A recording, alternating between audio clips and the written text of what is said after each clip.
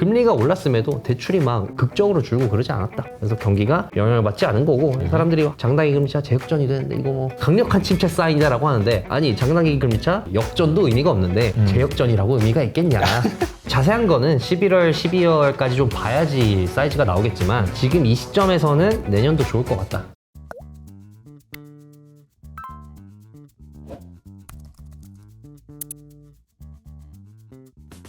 안녕하세요, 이호석입니다. 자, 오늘은 에릭이 오랜만에 나와주셨습니다. 네, 안녕하십니까, 에릭입니다. 네. 오랜만에 뵙겠습니다. 오늘 왜 이렇게 오랜만이에요?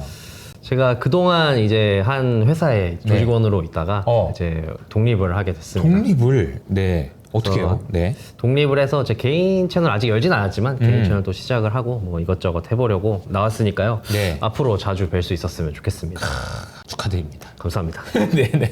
독립이라는 건 되게 좋은 거예요. 스스로 뭔가 발을 딛고 일어선다라는 의미가 있는 거잖아요. 그만큼 어쨌든 뭐 힘이 있다는 얘기기도 하고 축하할 일이라고 생각하고요. 그리고 앞으로도 이제 저희 채널에서 이제 계속 이제 나와서 얘기를 해주시겠지만 이제 개인적으로 이제 시작하실 채널도 잘 되실 거라고 믿습니다. 이제 준비 중이라고 하니까 여친님들 많이 관심 가져주시면 좋을 것 같고요. 오늘은 어떤 이야기를 좀 해볼까요? 오늘은 이제 두 명의 얘기를 가져왔는데요. 우선 첫 번째, 요즘 또 핫한 자산 중에 하나가 금 아니겠습니까? 근데 채권 왕이 내가 이제 채권왕 그만하고 골드킹이 되겠다라고 선언을 해서 이 얘기를 제가 첫 번째로 가져와 봤습니다. 채권왕이 나 이제 채권왕 그만하고 골드킹.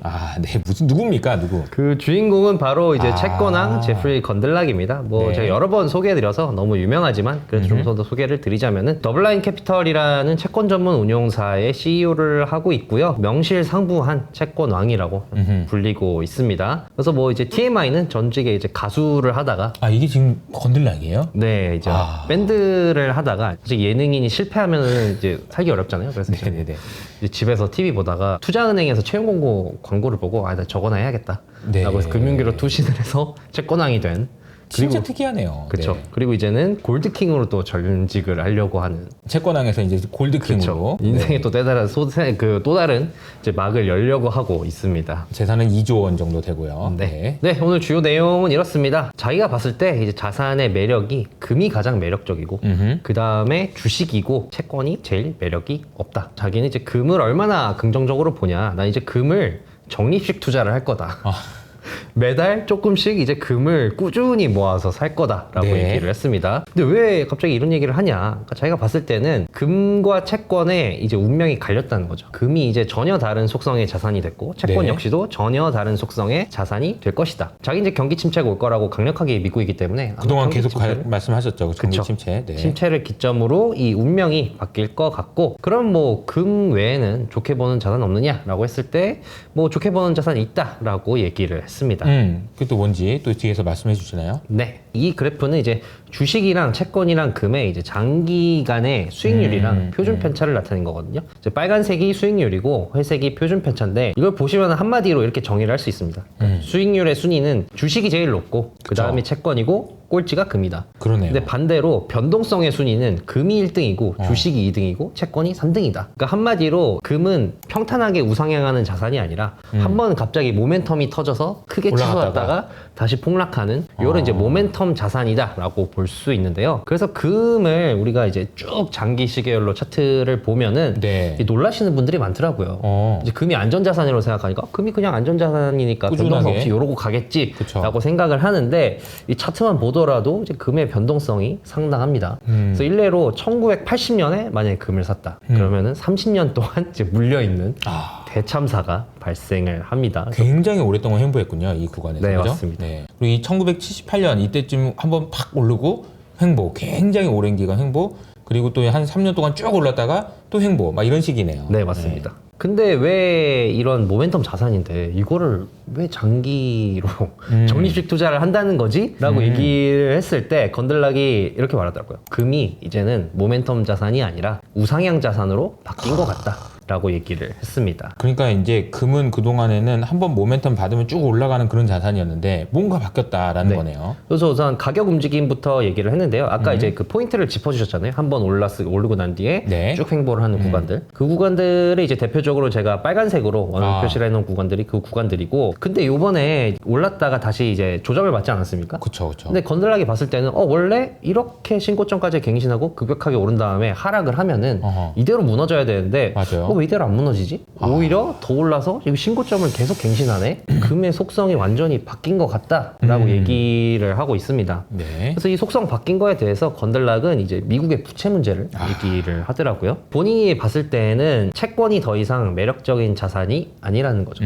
왜냐면은 이 채권 시장이 미국이 앞으로 부채 문제가 지금 너무 심하고, 그리고 앞으로 해리스가 되든지 트럼프가 되든지 어마어마하게 채권을 찍어낼 거기 때문에 네. 채권이 더 이상 매력이 없다. 그래서 건들락은 아까 말씀드렸듯이 이제 이 침체가 온다고 믿는다고 말씀드리지 않았습니까? 네. 그래서 요 그래프는 이제 각 침체기마다 재정 적자가 어디서 발생했나를 나타내는 그래프입니다. 요 막대 그래프에서 이제 남색으로 표시된 부분은 이제 침체가 오면은 당연히 발생하는 적자. 그러니까 어허. 침체가 오면 사람들이 이제 실직자들이 많아지니까 실업수당 지출이 커지고 정부에서 네. 그리고 이제 세수도 줄지 않겠습니까? 그럼으로써 이제 발생하는 적자 같은 거를 나타내는 거고, 이 하늘색은 이제 정부가 임의적으로 지출하는 부분입니다. 뭐 예를 들어서 코로나 때는 이제 재난지원금 같은 그런 거를 볼 수가 있겠죠. 근데 보시면은 2000년대 이후로 정부가 임의적으로 지출하는 돈이 급격하게 커지고 있습니다.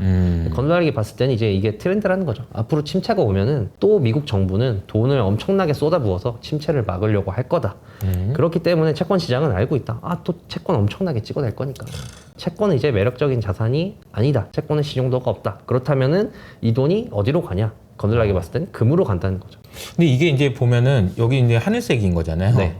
이제 과거랑은 완전히 판이하게 다르죠. 하늘색이 굉장히 많고, 특히 2020년 코로나 당시에는 진짜 그냥 인위적으로 이제 재정 적자를 냈다라는 겁니다. 국제 지정학을 봤을 때도 세계가 앞으로 더 좀 분쟁이 심해지고 혼란스러워지죠. 혼란스러워지면 더 혼란스러워졌지, 여기서 더 평화로워지진 않을 것 같다. 아하. 그럼 또 이제 이 안전자산인 금이 또 유리해지지 않겠습니까? 그쵸. 그러니까 뭐 지정학적으로 봤을 때, 미국의 이 재정 문제를 봤을 때 금이 우상향하는 환경이 갖춰졌다는 겁니다. 네. 근데 아마 이제 건들락 같은 경우에는 경기 침체가 올 거라고 생각을 했는데, 경기 침체는 채권한테는 정말 큰 호재잖아요. 네.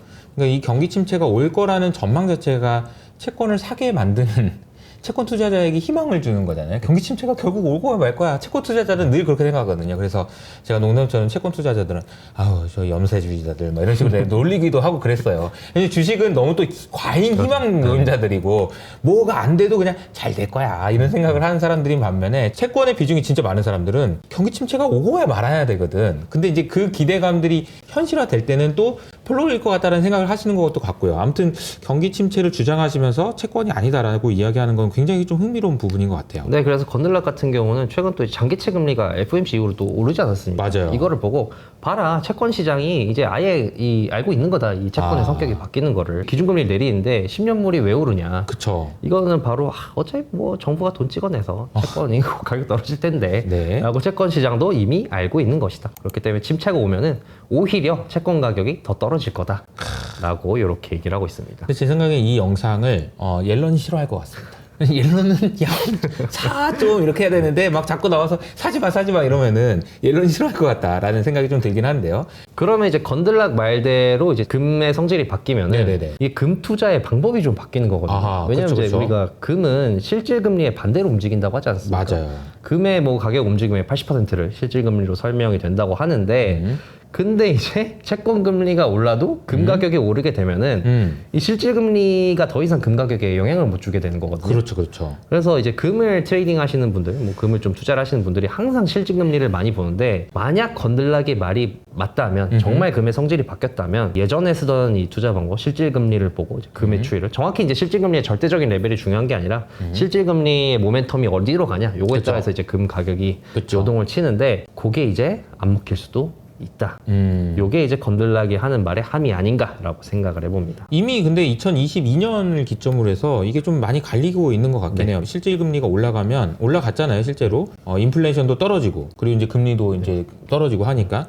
그런데 의외로 금 가격은 계속 올랐죠. 저도 뭐 개인적으로 이제 원자재를 좋아해서 원자재 네. 트레이딩을 하는데 요번에 이제 이 금을 하시는 분들이 이 상승 놓친 아, 분들이 좀 많거든요. 맞아요. 왜냐면 이제 실질금리는 이렇게 안 움직였는데 올랐는데 금이 계속 신고점. 그러니까 옛날에 농법이 안 먹히다 보니까 이때 좀 기회를 놓치신 분들이 좀 있거든요. 물론 이제 좀 더 우상향한 자산일까는 두고 봐야겠지만 지금 약간 그런 낌새는 보이고 있긴 하다라고 말씀드릴 수 있을 것 같습니다. 알겠습니다. 건들락이 금과 채권의 운명이 바뀐다는 게 기점이 침체 아니겠습니까? 그럼 침체가 온다는 논리는 뭐냐? 뭐 여러 가지를 댔지만 가장 강력한 거는 한마디로 이제 실업률의 모멘텀입니다. 샤메 법칙도 한때 갑자기 또 화제가 됐잖아요. 본인은 뭐 샤메 법칙이 뭐 정확하게 꼭 맞아떨어지는 건 아니다라고 이제 샤메 법칙을 만든 사람이 말을 했습니다만, 근데 건들락은 그거 보고 샤메이 자신의 말을 시건하고 있다. 그리고 샤메 법칙이 아니라 이제 내가 보는 법칙이 있는데 그 법칙은 샴보다 강력하다. 그게 뭐예요? 그게 뭐냐면 이 그래프가 실업률과 실업률의 36개월 이평선을 나타낸 거거든요. 네. 이제 금색 선이 실업률의 36개월 이평선이고 이제 남색이 실업률입니다. 근데 이제 실업률이 36개월 이평선을 깨고 올라가기 시작을 하면은 그때부터는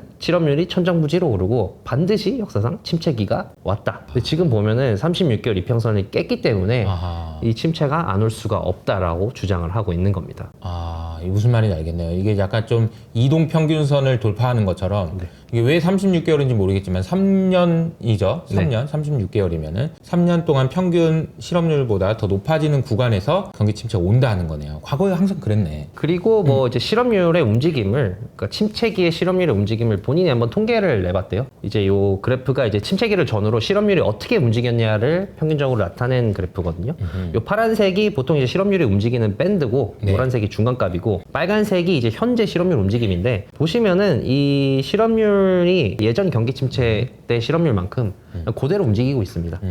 예전에 경기 침체 때 실업률이 움직인 패턴을 그대로 따라가고 있다. 네. 그래서 건들락이 봐라, 이 36개월 이평선 깬 것도 그렇고 과거 경기 침체 때 실업률이 어떻게 움직였는지랑 비교하니까 그때랑 정말 똑같이 움직이고 있고, 그렇기 때문에 이거는 정말 강력한 경기 침체 사인이 아니냐라고 주장을 하고 있는 겁니다. 근데 이제 이게 지금 이미 왔다고 생각하시는 건가 보네요. 네, 그죠? 그래서 9월부터 경기 9월부터 침체가 왔다 선언을 했습니다. 그러니까 이제 왔다고 생각한 것 같아서 이제 그림이 여기 있잖아요. 지금 네네. 여기서부터 이미 지금 여기 침체 구간인 거잖아요.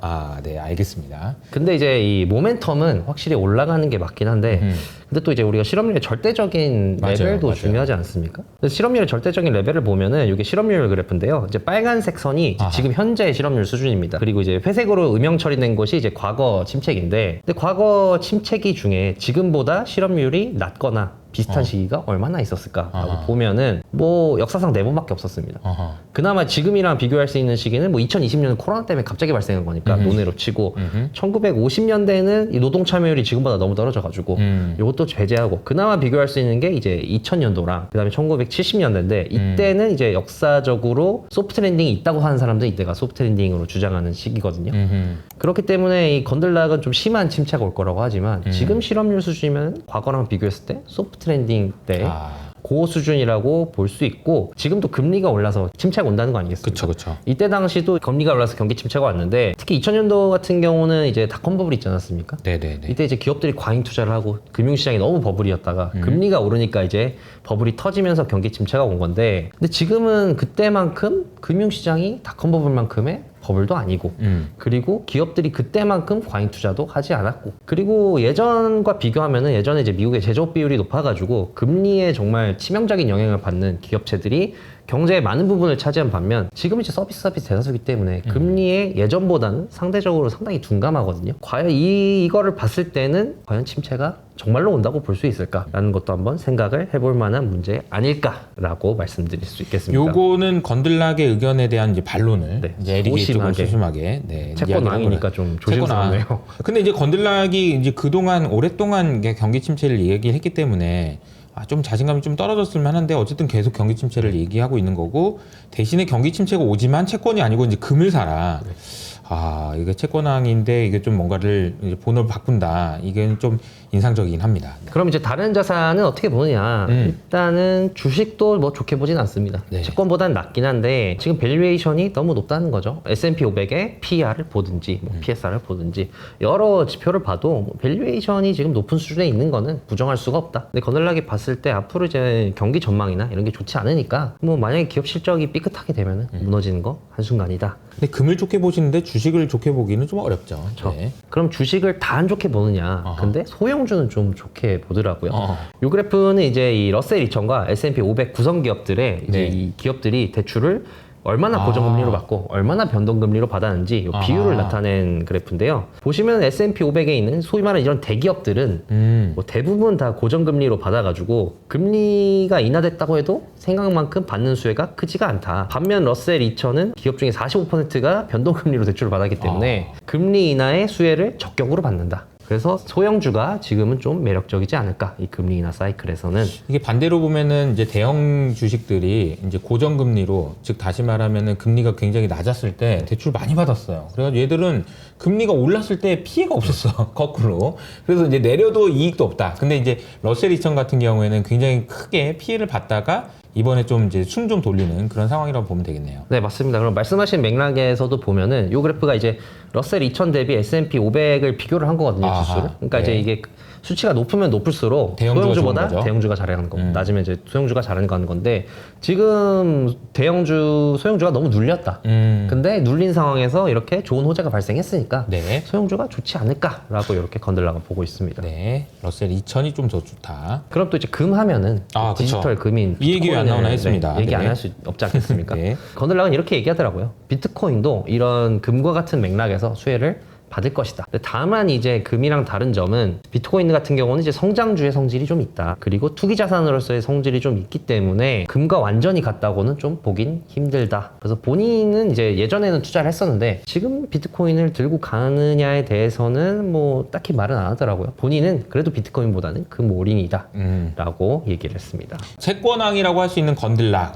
이분이 이제 경기 침체를 이야기하면서도 채권을 사지 말고 이걸 사라. 근데 이제 그게 금이었다는 사실이 좀 놀라운 것 같고요. 앞으로 금의 이제 행보에 대해서 좀 주목해봐야 될 것 같습니다. 이분은 반가운 분입니다. 네. 이분 뵙고 싶었어요. 누구죠? 이분은 또 주기적으로 만나야 하는 분 아니겠습니까? 그죠. 켄 피셔입니다. 캠 피셔. 켄 피셔 뭐 워낙 유명하지만 소개를 드리자면은 어마어마한 분이죠. 운용 자산이 거의 뭐 380조 원, 재산도 17조 원. 필립 피셔의 아들로서 PSR도 만들고 대선을 앞두고 있지 않습니까? 아하. 제가 봤을 때는 이제 대선과 주식의 이런 상관관계에 대해서 가장 많이 연구한 사람이 켄 피셔 아닌가.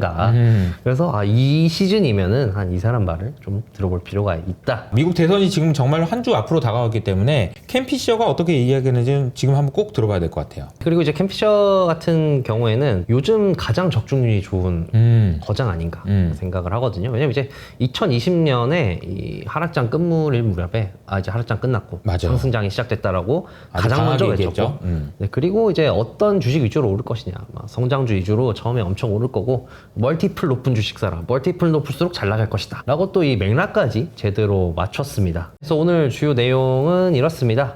사람들이 이제 요즘 9월에 좀 안 좋았고 조정이 있었다 보니까 좀 불안해하는 심리들이 많은데 켄 피셔가 볼 때는 이 신호가 나올 때까지는 하락장 아니다. 네. 강세장 계속 간다 라고 얘기를 했고요. 그리고 이제 사람들이 걱정하는 리스크 요인들 있지 않습니까? 금리가 9월 FOMC에서 얘기한 것만큼 안 내리면 어떻게 될까요? 대선 리스크 있는데 뭐 어떻게 될까? 지정하고 또 중동에서 맞아요. 전쟁 끝날 듯 안 끝날 듯 또 확전하고 이러는데 이게 또 이 영향을 미치지 않을까? 또 유가에 뭐 그런 걱정들이 있는데 켄 피셔가 또 이 걱정을 또 다 타파해 버립니다. 그리고 올해 이제 나머지에 대한 전망과 그리고 2025년에 대한 본인의 전망도 얘기를 했습니다. 우선 지금 시장이 켄 피셔가 봤을 때는 버블이 아니라는 거죠. 이제 시장 심리로 봤을 때 버블이 아니라는 건데 존 템플턴 경의 유명한 명언이 있지 않습니까? 강세장은 이제 염세주의 속에서 태어나서 회의주의 속에서 성장하다가 낙관주의 속에서 성숙하고 유포리아에서 죽는다.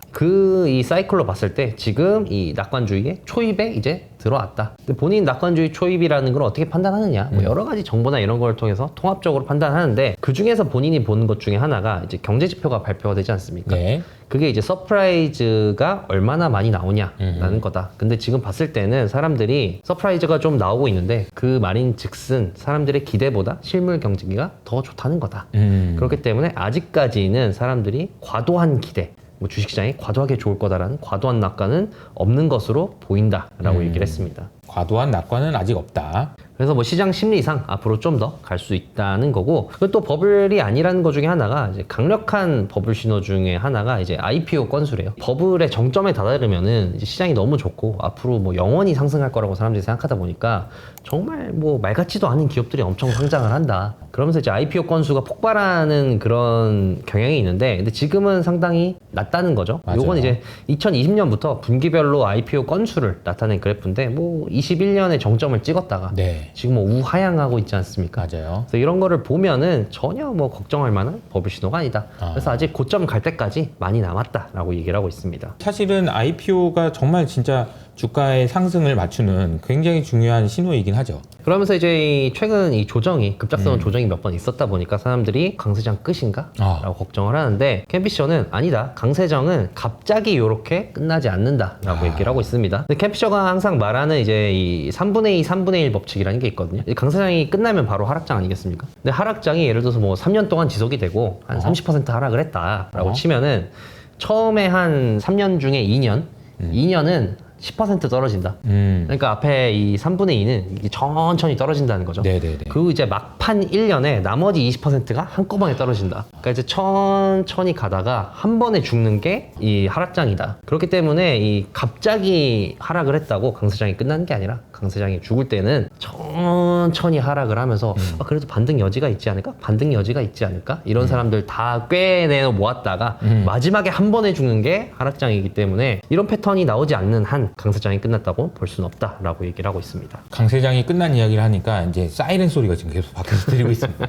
제가 이제 밖에서 촬영하는 동안에 사이렌 소리가 가끔 나는데, 이게 지금 강세장이 끝나는 얘기를 할 때 좀 잘 어울리는 얘기가 아니었나 싶은데요. 그림을 보면은 우리가 이제 이때쯤 팔아야 된다 이 얘기인가요, 그러면은? 그래서 이제 이 서서히 계속 하락을 하고 있으면은 이때는 하락장이라고 인정을 하고 네. 팔만한 이제 동기가 된다라고 캠피션 얘기하고 있습니다. 이 구간을 어떻게 판별하는지도 되게 중요할 것 같긴 한데, 어쨌든 마지막 한 방만 피하면 된다, 이 얘기인 거잖아요. 굉장히 좀 중요한 이야기인 것 같습니다. 그리고 이제 이 사람들이 걱정하는 그 리스크 요인들에 대해서도 그런 거 걱정하지 마라 라고 이렇게 안정감을 주는데요. 우선 네. 이제 금리에 대한 걱정은 9월 FOMC에서 파월이 말한 대로 금리 시원하게 안 내려도 걱정하지 마라 라고 얘기를 합니다. 네. 그리고 이제 이 연준의 이 금리 예측이 맞은 적이 없다는 거죠. 이 그래프는 이제 검은색 실선은 이제 실제 금리 추이고, 네. 이 점선이 각 시기마다 이 당시 어떻게 FOMC에서 생각했는지. 예측했던 금리 예상인데, 보시면 뭐 맞는 게 없지 않습니까? 그쵸.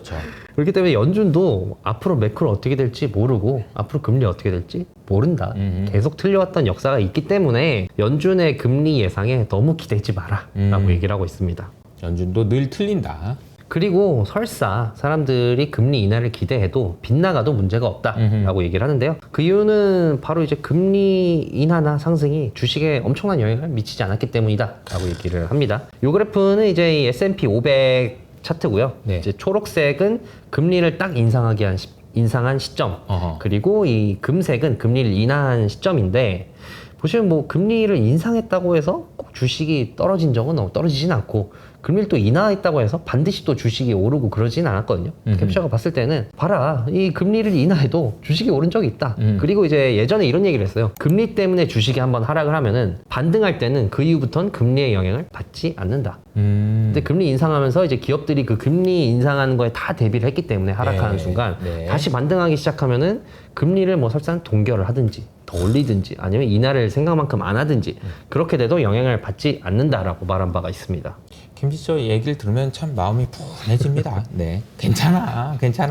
그리고 이제 이 다른 이유에서도 이 금리가 영향을 못 미치는 이유에 대해 얘기를 하는데요. 연준이 결정하는 건 이제 단기 금리 아니겠습니까? 근데 캠피셔가 봤을 때는 결국에 이제 경제의 향방을 좌우하는 거는 대출 추이고, 대출 추이에 영향을 주는 거는 장기 금리다. 근데 장기 금리는 연준이 영향을 못 준다는 거죠. 장기 금리는. 네. 그리고 이제 제출 측면에서 생각을 해보면은 이제 장단기 금리 차를 중요하다고 생각하는 게, 은행의 예대 마진 때문에 때문에 그렇지 않습니까? 예대 마진이 장기적인 금리치가 역전돼서 줄어들면은 은행이 이제 지갑을 닫아버리니까 돈줄 막아버리니까 그때부터 이제 경기 침체가 온다고 하는 건데 근데 요번에 보면은 예금 금리가 단기 금리를 따라가지 않았다는 거죠.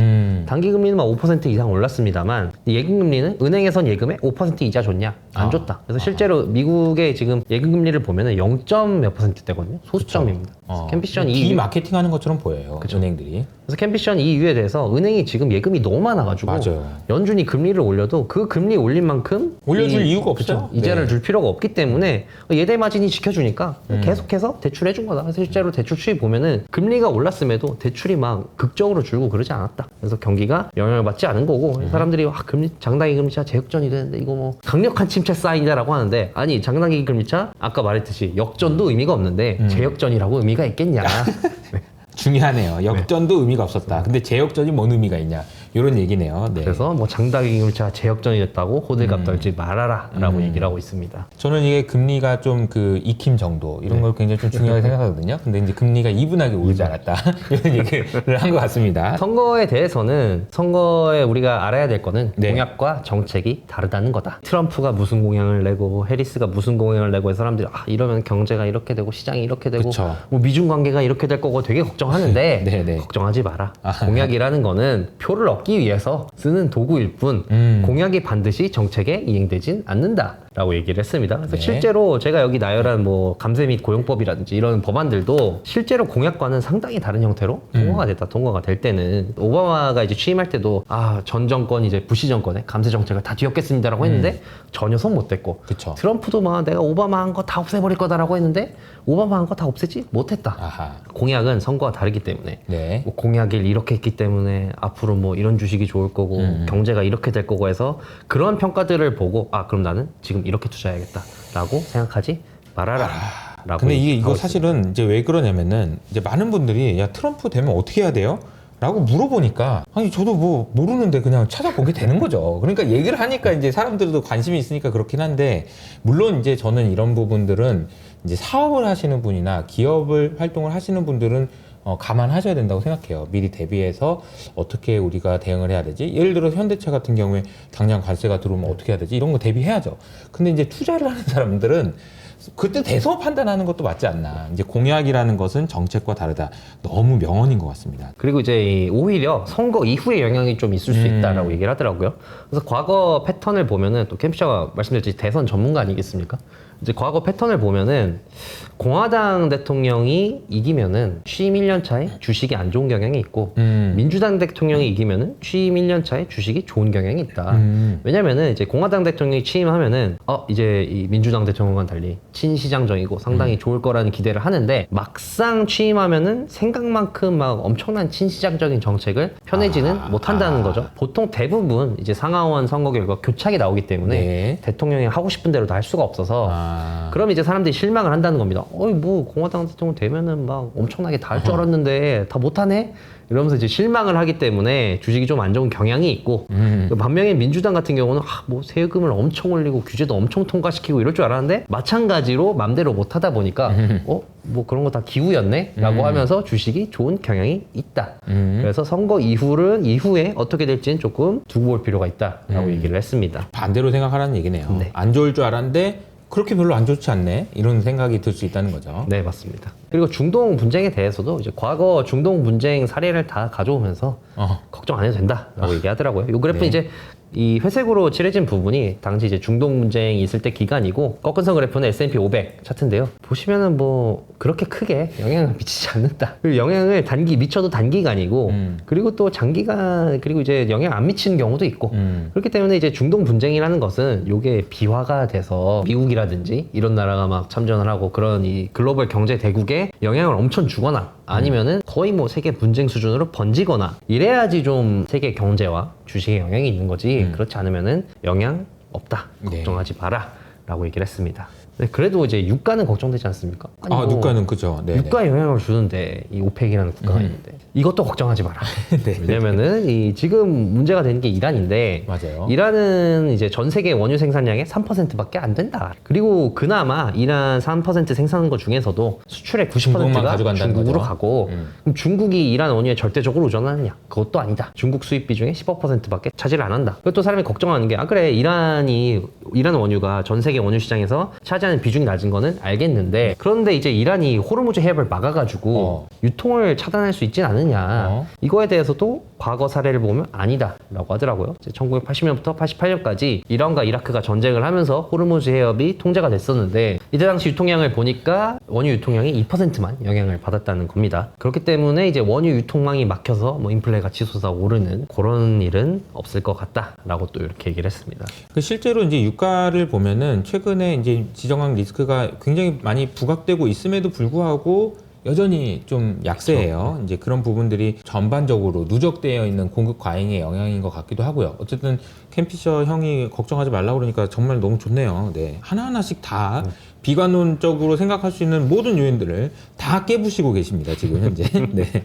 그리고 또 이제 관세도? 이 지정학적 관세 문제 있지 않습니까? 네네. 관세 10% 올린다. 이게 또 화제가 되는데 10%, 5,000%여도 상관없다. 야, 5만 %여도 상관없고 아 그래요? 그냥 아예 미국이랑 중국 사이에 벽을 갖다 놔도 상관없다. 아 왜요? 왜? 왜냐면 이제 암시장이 존재하기 때문이다 라고 네. 하는데요. 그러니까 한마디로 이제 이렇게 막아도 유통은 결국에는 흐르게 돼 있다. 그러니까 실제 사례로 이 러시아 원유 제재를 하지 않았습니까? 서방 국가들이 러시아 원유에 캡을 씌워서 제재를 했는데 맞아요. 그 러시아 원유들이 결국에는 다 다른 들어가지 나라로 다 않더냐. 흘러갔고 심지어 러시아 원유 제재를 한 서방에서도 러시아 원유가 발견이 되더라. 그리고 서방 무기들이 이제 적성국 이란이나 중국 같은 나라들의 이제 수출을 제재를 하고 있는데 근데 이런 서방 무기들이 그런 나라에서 다 발견이 된다. 그리고 그런 나라 무기 부품에 서방 무기 부품들이 다 들어간다. 이런 거는 이제 결국에 이 무역과 유통을 막으려고 해도 결국에는 막을 수 없다는 걸 보여주는 것이다. 관세 문제 너무 걱정하지 마라 라고 네. 이렇게 얘기를 했습니다. 심지어 관세 문제까지 걱정 안 해도 된다고 얘기를 해주셨습니다. 그러니까 캠피셔의 얘기는 결국은 이런 여러 가지 하락 우려들이 많이 있지만 아직까지 강력한 버블 신호가 온 것은 아니기 때문에 안 끝났다라는 얘기고 반대로 얘기하면 강력한 버블이 올 수도 있다라는 얘기이기도 해서 우리가 투자하는 입장에서 좀 잘 참고하시면 좋을 것 같다는 생각이 듭니다. 그래서 이제 앞으로 캠피셔가 봤을 때는 변동성은 조금 심해질 수 있다 이런 우려들이 있고 시장이 심리적인 영향을 받으니까 네. 조정이 있을 수 있는데 조정을 함부로 예측하려고 하지 마라. 그것도 하지 라고 마라. 그랬습니다. 왜냐하면 이제 조정을 예측하려고 한다는 거는 조정 오기 전에 팔고 그리고 다시 조정해서 사고. 반등할 때 다시 사고 일 건데 일단 조정을 예측하고 팔려고 한다는 게 하락이 무서워서 판다는 건데 그쵸. 그럼 네가 판 가격보다 더 떨어지면 그때 매수할 용기가 있냐? 아하. 하락이 무서워서 팔았는데 그치. 대부분의 사람들은 그렇게 할 수가 없고 그리고 만약에 네가 샀을 때 더 떨어지면은 그거 참을 수 있냐? 그런 경험을 안 겪으려면 바닥을 잡아야 되는데 바닥을 잡을 정도로 네가 마켓 타이밍 잘 잡냐? 그게 아닐 거라는 거죠. 그래서 주식은 조정을 예측하려는 자들의 무덤이었다. 캠피셔가 이렇게 얘기를 합니다. 그래서 이제 시장의 방향성에 중요한 거는 심리적으로 순간 조정이 나오고 이런 거는 전혀 영향을 못 주고 그냥 앞으로 주식은 이제 3에서 30개월 동안만 반영을 한다. 3에서 30개월 동안 실적 기대치가 이제 현실과 얼마나 부합될지만 반영을 하기 때문에 이것만 좀 신경을 써서 장기적으로 투자를 해야 되지 내가 조정을 맞춰서 부자가 되겠다라고 하는 교만한 생각은 하지 마라 라고 이렇게 얘기했습니다. 네. 어떻게 투자해야 되는지에 대해서까지 설명을 해주셨습니다. 그리고 이제 내년도 2025년. 네, 전망도 했는데요. 자세한 거는 11월, 12월까지 좀 봐야지 사이즈가 나오겠지만 지금 이 시점에서는 내년도 좋을 것 같다라고 얘기했습니다. 뭐 그 이유 중에 하나로 1920년 이후 지금까지 강세장이 여러 번 있었는데 4번의 강세장만이 3년 반을 못 넘겼다. 캠피셔 같은 경우는 22년 10월부터 강세장이 시작이 됐다고 보니까 보통 이제 3년 반 이상이면 이제 25년도 넘긴다는 뜻이잖아요. 3년 반을 못 넘기면은 이제 25년에 끝난다는 거고. 근데 이제 4번만이 3년 반을 못 넘겼고 강세장의 평균 유지 기간이 5년 반이었기 때문에 5년. 강세 아마도 내년은 좋을 것 같다라고 얘기를 했습니다. 5년이면 2027년이거든요, 여러분. 2027년이면 아직도 많이 남았습니다. 네, 그리고 만약에 그러면은 이 강세장이 계속 유지가 되면은 세부적인 트렌드는 어떻게 되느냐? 강세장이 유지가 된다면은 자기가 봤을 땐 가치주 로테이션이라는 트렌드가 유효해질 것 같다. 물론 이제 가치주 로테이션이라고 해서 성장주가 갑자기 뚝 떨어지고 가치주가 갑자기 뚝 오르는 게 아니라 성장주도 오르는데 가치주가 조금 더 잘 오른다. 라는 이제 트렌드가 유효할 것 같고 다만 이제 강세장이 종료가 되면은 본인 예측과 다르게 그때는 경기 방어주가 좋지 않을 않을까라고 얘기를 했습니다. 강세장이 2025년에도 지속될 것 같다. 근데 굉장히 심플해요. 2022년에 시작됐으니까 아직 멀었다. 시간이 이제 3년 됐는데 뭔 소리냐 이런 얘기인 거잖아요. 근데 너무 단순한데도 이게 이제 강력한 이유가 잘 맞췄기 때문이죠. 캠피셔가 제일 잘 맞췄어요. 그래서 캠피셔의 의견을 좀 더 여러분들 잘 귀감아서 들으시면 좋을 것 같고, 저도 개인적으로는 제 생각과 가장 유사한 그런 이야기들이 아닌가 싶습니다. 그리고 마지막으로 캠피셔가 이 투자에 대한 조언을 또 하더라고요. 이런 걸 다 얘기하면서 투자가 이 바닥에서 제일 잘하는 고트도 적중률이 70%인 수준이다. 그리고 다 맞춘 사람이 없고 투자는 항상 실패를 껴안고 가는 게 이제 투자의 생리이기 때문에 어쩔 수 없다. 근데 이 실패를 어떻게 잘 딜을 해야 되냐. 이게 인간의 본능이 잘 되면 내 탓, 못 되면 조상 탓이 있다. 맞아요. 그러니까 제가 얘기한 건 아니고 이제 캠피셔가 얘기를 했는데, 사람들 보면은 아씨 오늘 아침에 와이프가 뭐라 그래가지고 내가 주식 팔아서 그것 때문에 내가 수익 못 봤네 라는 이제 사람들이 있다. 대부분 캠피셔 얘기입니다. 네. 근데 이제 그렇게 하면은 절대 주식 성공 못하고 성공이 아니라 실패에 집중을 해서 내 탓이라고 생각하고 왜 실패했는지 피드백을 하는 게 주식 투자의 성공의 길이다 라고 얘기를 하면서 발언을 마무리 지었습니다. 이제 투자해서 잘 되면 이게 운이 좋았다 라고 얘기하고, 잘 안 되면 내가 뭘 잘못했지? 라고 생각하는 것을 반복하는 것이 이제 투자 성과를 높이는데 정말 도움이 되죠. 그래서 투자할 때는 이제 도라이가 된다. 어떻게 해야 되냐? 캠피셔 형이 아주 친절하게 잘 이야기해 주신 것 같습니다. 자, 오랜만에 에릭 나오셔가지고 건들락과 캠피셔의 의견을 자세히 들어봤는데요. 아마 여러분들 투자하시는데 굉장히 큰 도움이 되지 않았을까 싶습니다. 저희는 그러면 다음에 또 인사드리도록 하겠습니다. 감사합니다.